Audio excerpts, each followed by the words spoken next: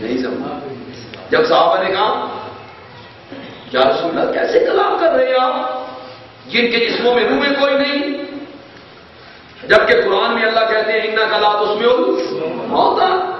تو نبی پاک نے جواب میں یہ نہیں کہا انا ایتا تم مردیاں دے نہ سنن دا ثابت نہیں ہوتا، یہ ایت تم کیوں پیش کر رہے ہو؟ نہیں کہا. یہ ایت کیوں پیش کر رہے ہو؟ اس آیت سے مردوں کا نہ سننا ثابت نہیں ہوتا، مردے سنتے ہیں. یہ کہنا چاہیے تھا مردے سنتے ہیں. نبی پاک نے یہ نہیں کہا. 3 قیدیں لگائی نبی پاک نے. کتنی قیدیں لگائی؟ انہم بے شک یہ مردے سارے نہیں. جی پہلی قید بے شک وہ سارے نہیں. الان صرف اب ہر وقت نہیں.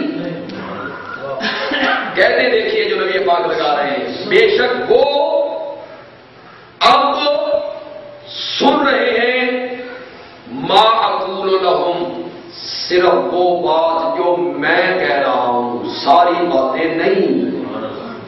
کتنی قیدیں لگائی نبی پاک نے. اگر مردے سنتے ہوتے تو نبی پاک ایک ہی بات کہتے بھائی مردے سنتے ہیں، تمہیں کس نے کہا کہ نہیں سنتے ہیں؟ اس آیت میں سننے کی کوئی نفی نہیں ہے، وہ سنتے ہیں. لیکن نبی پاک نے 3 قیدیں لگائیں. یہ وہ مردے اب صرف وہ بات جو میں ان سے. اور پھر بخاری میں یہ روایت موجود ہے. جب یہ بات حضرت عائشہ صدیقہ رضی اللہ تعالی عنہا کے سامنے پیش ہوئی کہ ابن عمر کہتے ہیں کہ نبی پاک نے مردوں سے بات کی اور یہ کہا تھا کہ وہ سنتے ہیں. اما عائشہ کا جواب سنو. یہ بخاری میں لکھا ہوا ہے. بخاری میں ادھی حدیث پڑھ دے رہے تھے، ادھی اگر کھا جاتے ہیں. یہ پڑھتے ہیں کہ وہ سنتے ہیں. بدر کے قیدیوں سے نبی پاک نے بات کی، فرمایا وہ سن رہے ہیں، وہ سن رہے ہیں. اما عائشہ کی بات آگے کیوں نہیں سناتے ہو لوگوں کو؟ اما عائشہ صدیقہ نے جب یہ بات سنی تو اما عائشہ صدیقہ نے فرمایا ابن عمر بھول گئے ہیں. ابن عمر صحیح بات ذہن میں نہیں رکھ سکے.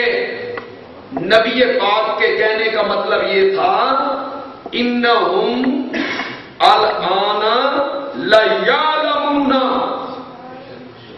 لا یسمعون کا کیا معنی کر رہی ہیں؟ جی واہ میری ماں، تیری فساد پر، علم پر، تدبر پر، قرآن کی گہرائی پر قربان جاؤں. ماں عائشہ صدیقہ کہتی ہیں انہم الآن لیعلمون ما اقول لہم. نبی پاک کے کہنے کا مقصد یہ تھا کہ یہ مشرک جس جہان میں پہنچ چکے ہیں وہاں جا کر ان کو پتہ چل گیا ہے کہ محمد سچا. سما کا معنی علم، سننے کا معنی جاننا. یہ کس نے معنی کی؟ اور یہ تعویل کیوں کی اما عائشہ صدیقہ نے؟ یہ تعویل نبی پاک کے قول میں یسمعون کو یعلمون، سما کو علم، سننے کو جاننے کے معنی میں تعویل میری ماں نے کیوں کی؟ میری ماں کہتی ہے قرآن کو اپنی جگہ پہ رکھو اور قرآن کے ساتھ اگر نبی پاک کا فرمان ٹکرا جائے اس فرمان میں ایسی تعویل کرو قرآن اپنی جگہ پہ صحیح ہو جائے، نبی کا فرمان اپنی جگہ پہ صحیح ہو جائے. تو میری ماں نے کہا ابن عمر کہتے ہیں کہ نبی پاک نے کہا وہ سن رہے ہیں، جبکہ اللہ کا قرآن کہتا ہے انک لا تسمع الموتیٰ. اب یہاں تھوڑی سی بات اہل علم طبقہ زیادہ فائدہ حاصل کرے گا، شاید عوام میری بات کو نہ سمجھ سکیں.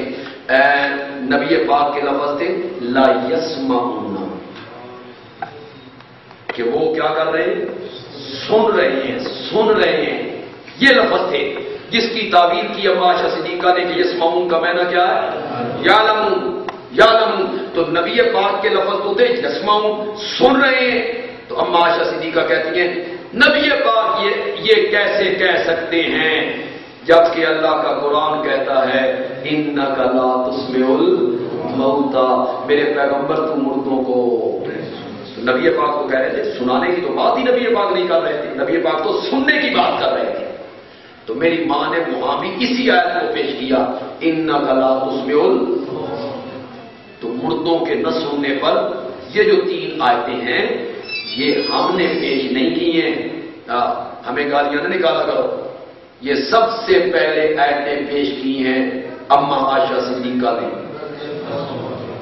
اور وہ اس بات کی قائل تھی کہ مردے نہیں سنتے۔ یہ اشاعت التوحید و سنہ کو شرف حاصل ہے کہ وہ اما عائشہ صدیقہ کے صرف دوپٹے کی حفاظت نہیں کرتے، ان کی مسلک کی بھی حفاظت کرتے۔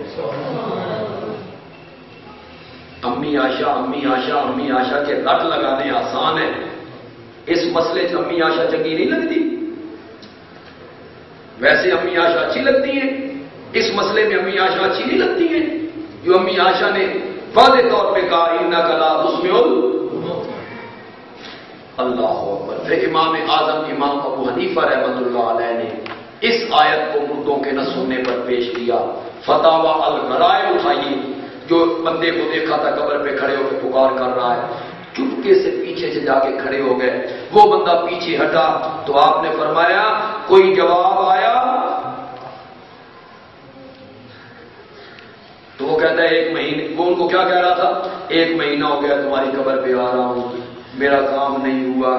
تو امام اعظم فرماتے ہیں ان کو پکارتا ہے جو تیری پکار کو سنتے نہیں، تجھے جواب نہیں دے سکتے، تجھے دیکھتے نہیں، واللہ یقول، اور اللہ قرآن میں کہتا ہے انک لا تسمع الموتى۔ تو یہ آیت مردوں کے نہ سننے پر اما عائشہ صدیقہ کے بعد کس نے پیش کی؟